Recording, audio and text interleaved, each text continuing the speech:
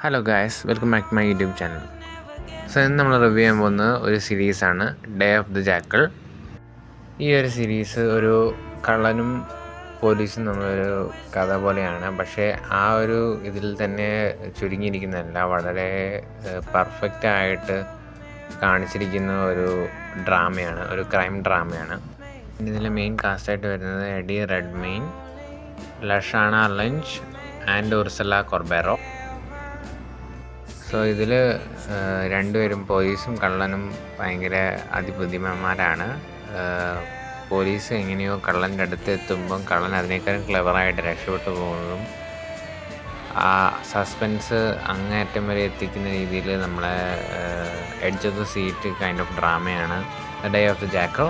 So എൻ്റെ ഒരു അഭിപ്രായത്തിൽ ഈ അടുത്ത് ഞാൻ കണ്ടിട്ടുള്ള ഡ്രാമകൾ വളരെ ഡിഫറെൻ്റ് ആയിട്ടുള്ളൊരു ഡ്രാമയാണ്.